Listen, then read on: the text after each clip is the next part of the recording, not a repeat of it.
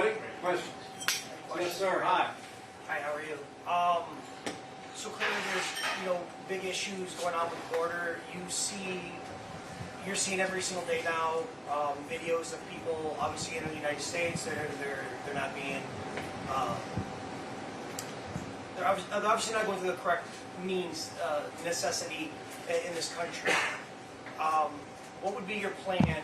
Clearly, by the numbers we saw, your administration do a lot better job than clearly now.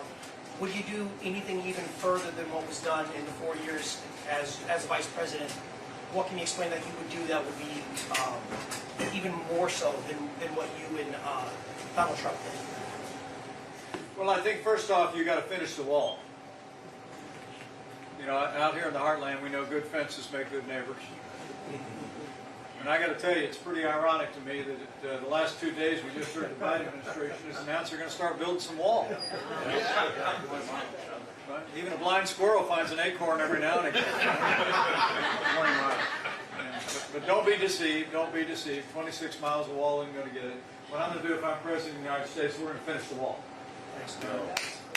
Okay? Here. Secondly, we'll put back into place the Remain in Mexico policy. I negotiated that with the Mexicans. We'll use economic power and the threat of tariffs to get them to come to the table and get serious. Number three, we got the Mexicans to deploy their National Guard to their southern border and our southern border. And we partnered with them.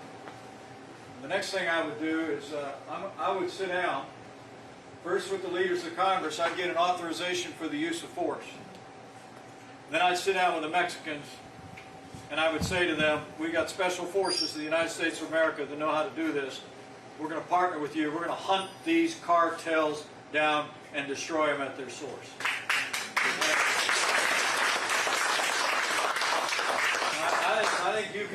I think you can get the Mexicans to work with you on that. I know how to get their attention. Okay.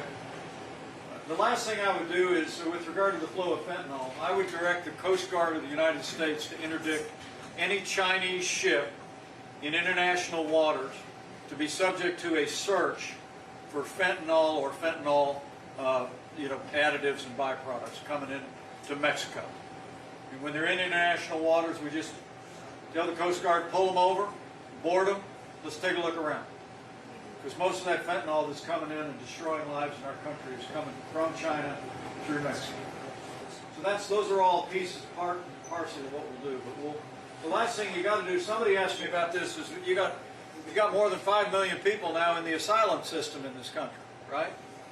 They've applied for asylum, and now a whole lot of them are in cities all across the country. You've got, for heaven's sakes, you got Democrat governors complaining about it. Only took them 2.5 years to notice, right? But I think it'd be important to deputize courts, deputize prosecutors, to expedite the processing of these asylum applicants. Look, if somebody's applied for asylum under the law, and they come from a country where they're experiencing persecution or otherwise, we have asylum laws, they can stay. But if it's a fraudulent application, let's get that process and let's send them home. And it's going to take resources and personnel to do it. So we got a plan. We got a plan, and I actually know how to get it done. Yes, sir, please.